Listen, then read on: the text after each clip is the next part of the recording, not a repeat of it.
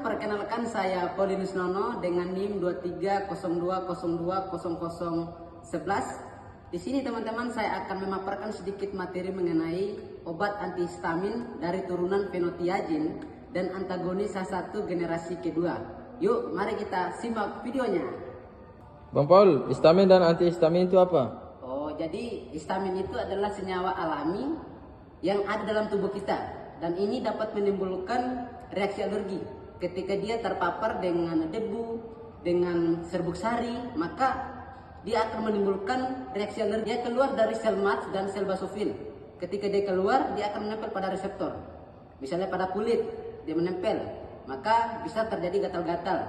Dia menempel pada hidung, maka kita akan bersin, gitu. Obat antihistamin itu adalah obat yang memblokir histamin tersebut agar tidak bertemu dengan reseptor. Jadi itulah fungsi obat antihistamin itu. Turunan fenotiazin itu obat apa? Oh, jadi turunan fenotiazin itu adalah obat yang mengandung senyawa heterosiklik yang mengandung gugus, sulfur dan nitrogen sebagai antipsikotik. Jadi antipsikotik itu adalah obat yang digunakan untuk mengatasi gangguan jiwa berat seperti halusinasi, delusi, ya, dan juga obat ini cocok untuk mengatasi bipolar. Bipolar itu apa? Jadi bipolar itu untuk mengatasi suasana hati, itu kadang naik kadang turun, dan juga dapat mengatasi yang namanya antiemetik, obat mual muntah turun fenotiazin ini.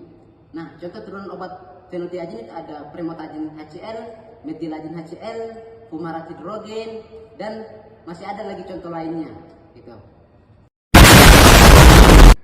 Baik teman-teman, di sini saya akan menjelaskan hubungan struktur dan aktivitas dari obat turunan fenotiazin. Di sini adalah salah satu contoh obatnya, promethazine HCl, ya. Nah, ayo kita simak strukturnya teman-teman. Oke, di sini teman-teman terdapat struktur obat promethazine HCl. Nah, ini terdapat dua cincin aromatik, 1 dan 2. Sedangkan ini biasa disebut thioazin atau non aromatik.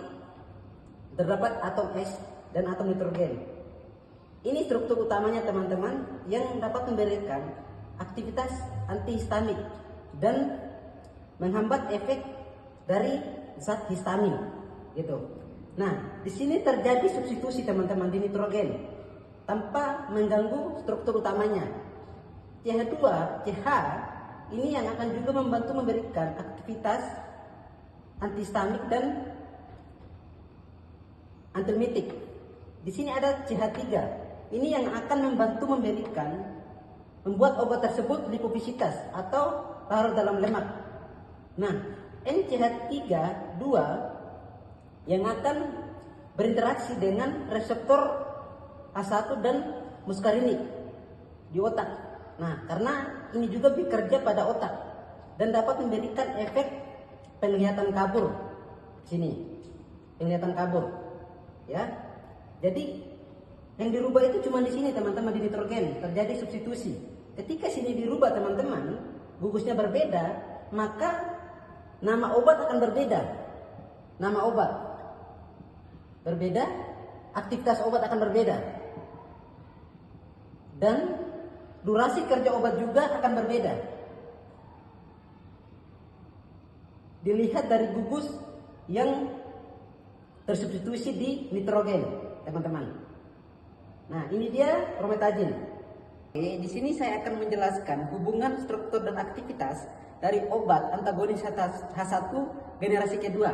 Di sini ada contoh obatnya, terfenadin dan fexonadin. Jadi terfenadin dan fexonadin ini adalah obat rinitis alergi dan obat urtikaria, obat gatal-gatal, ya.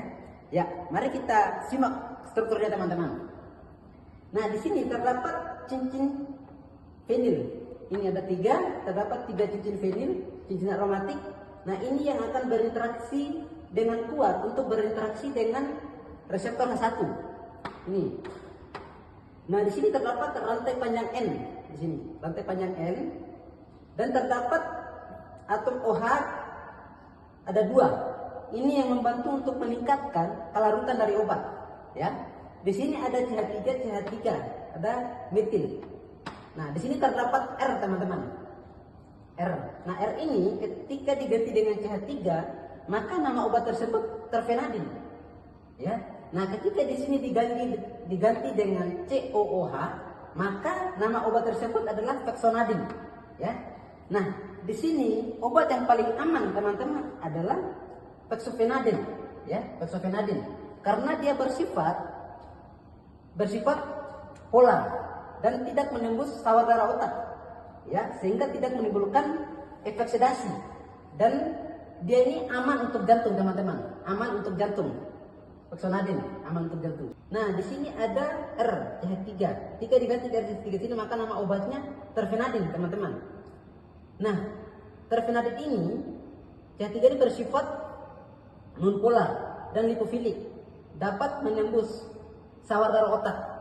Nah, sehingga bisa menyebabkan efek yang cukup besar kardiotoksik dan tidak aman untuk jantung teman-teman buat ini, karena dia berinteraksi dengan kanal positif di jantung. Ya, ketika di sini diganti dengan CH3. Nah, jadi obat yang paling aman teman-teman itu ada COH. Ketika di sini adalah COH, asam karboksilat, maka fexofenadin. Dan terfenadin ini sudah ditarik dari pasaran teman-teman karena tidak baik, ya, karena memberikan efek pada jantung, kardiotoksik. Oke, terima kasih teman-teman sudah menyimak videonya. Semoga penjelasannya bisa dimengerti. Ya, apabila ada kesalahan kata mohon dimaafkan. Terima kasih.